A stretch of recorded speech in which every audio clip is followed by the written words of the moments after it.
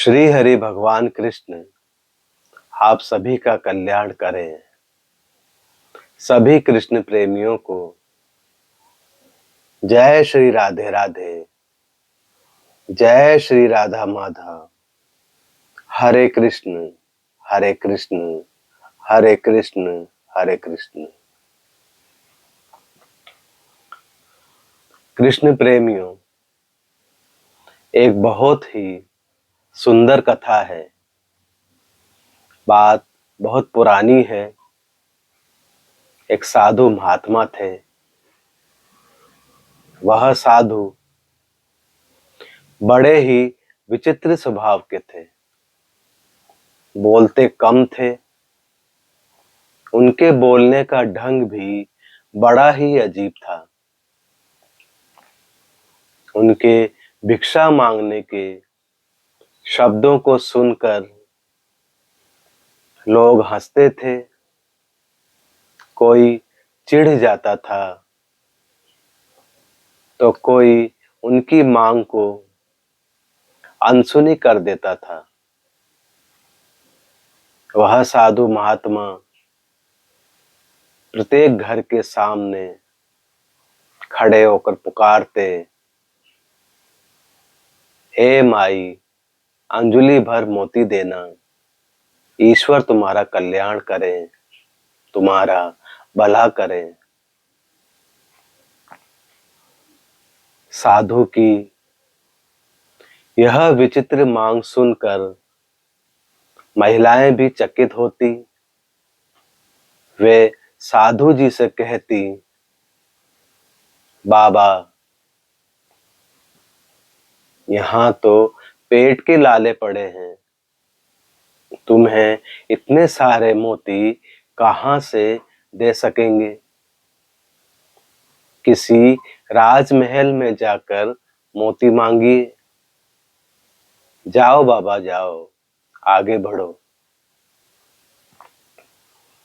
साधु को खाली हाथ गांव छोड़ता देख एक बुजुर्ग महिला को साधु पर दया आई।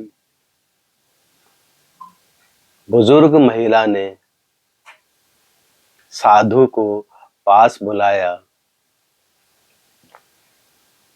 उनकी हथेली पर एक छोटा सा मोती रखकर वह बोली, साधु महाराज, मेरे पास अंजलि भर मोती तो नहीं है। नाक की नथनी टूटी तो यह एक मोती मिला है। मैंने इसे संभाल कर रखा था। यह मोती ले लीजिए, कृपा कर इसे स्वीकार करिए। बुजुर्ग महिला के हाथ में नन्हा सा मोती देखकर साधु जी ने कहा कि माता जी, यह छोटा मोती मैं अपनी फटी झोली में कहाँ रखूं? ऐसा कहकर साधु उस गांव के बाहर निकल आए।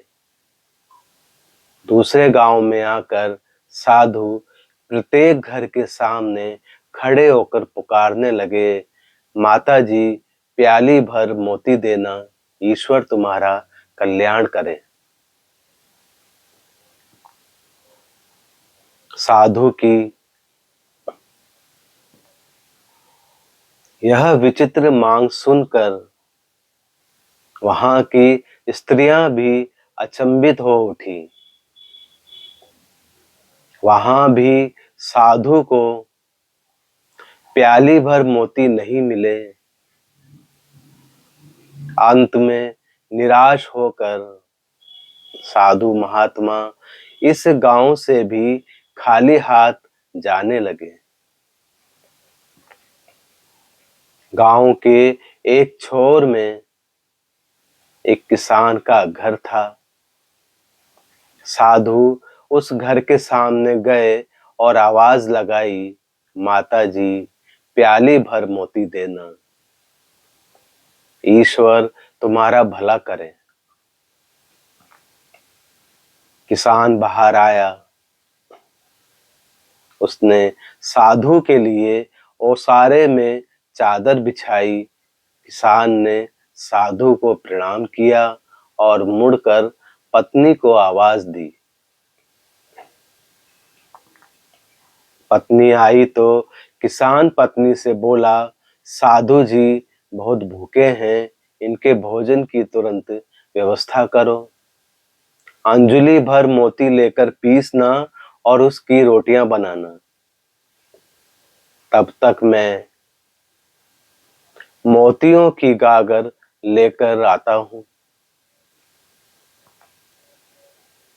ऐसा कहकर किसान खाली गागर लेकर घर के बाहर निकला। कुछ समय पश्चात किसान लौट आया। तब तक किसान की पत्नी ने भोजन बनाकर तैयार कर रखा था। साधु ने पेट भरकर भोजन किया। वह प्रसन्न हुआ। उसने किसान से कहा, बहुत दिनों के बाद कुबेर के घर का भोजन मिला है। मैं बहुत प्रसन्न हूं। अब तुम्हारी याद आती रहे, इसीलिए मुझे कान भर मोती देना। मैं तुम दंपत्ति को सदैव याद करूंगा। साधु महात्मा की बात सुनकर किसान ने कहा, साधु महाराज, मैं किसान आपको कान भर मोती कहां से दे सकता हूं, कैसे दे सकता हूं? आप ज्ञान संपन्न हैं, इस कारण हम दोनों आपसे कान भर मोतियों की अपेक्षा रखते हैं।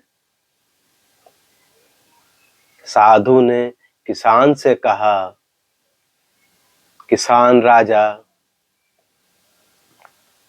तुम तो विद्वान हो, इस कारण तुम मेरी इच्छा पूरी करने में सक्षम रहे। मेरी विचित्र मांग पूरी होने तक मैं हमेशा भूखा प्यासा रहता हूं। जब तुम जैसा कोई कुबेर मिल जाता है तो पेट भर भोजन कर लेता हूं। जो फसल के दानों, पानी की बूंदों और उपदेश के शब्दों को मोती समझता है, वही मेरी दृष्टि से सच्चा कुबेर है। मैं वहां पेट भरकर भोजन करता हूं जहां आतिथ्य का वास है। वहां मुझे भोजन अवश्य मिल जाता है। श्री हरि भगवान कृष्ण तुम्हारा कल्याण करें। कृष्ण प्रेमियों, पृथ्वी पर अनमोल रत्न है जल, अन्न और सुभाषित।